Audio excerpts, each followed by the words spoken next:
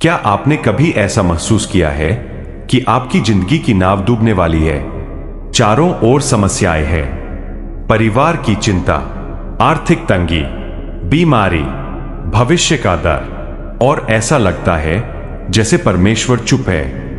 लेकिन क्या सच में परमेश्वर चुप है, या फिर वे आपके विश्वास को मजबूत कर रहे हैं?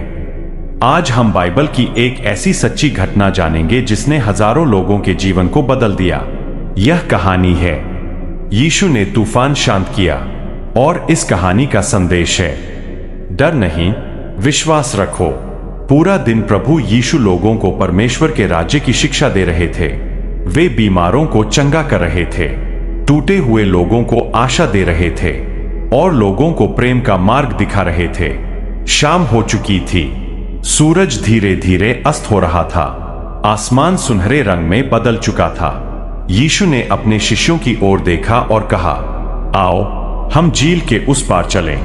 शिष्यों ने तुरंत नाव तैयार की, सभी नाव में बैठ गए। धीरे धीरे नाव झील के बीच की ओर बढ़ने लगी। दिन भर की सेवा के कारण यीशु बहुत थक चुके थे। वे नाव के पिछले हिस्से में जाकर एक तकिए पर सिर रखकर शांति से सो गए। सब कुछ सामान्य था, लेकिन जीवन की तरह अचानक सब बदल गया।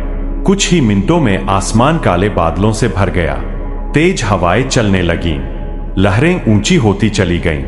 नाव जोर जोर से हिलने लगी, बारिश होने लगी, समुद्र गरजने लगा, लहरें नाव के अंदर आने लगीं। हर पल नाव में पानी बढ़ता जा रहा था। शिष्यों ने पूरी ताकत लगा दी।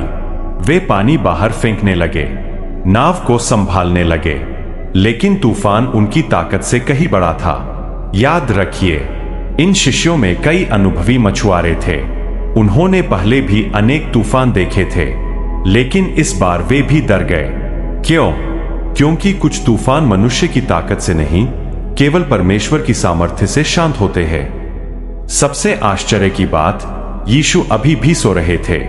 शिष्यों को लगा, क्या प्रभु को हमारी चिंता नहीं? क्या उन्हें दिखाई नहीं दे रहा कि हम मरने वाले हैं? क्या उन्होंने हमें छोड़ दिया?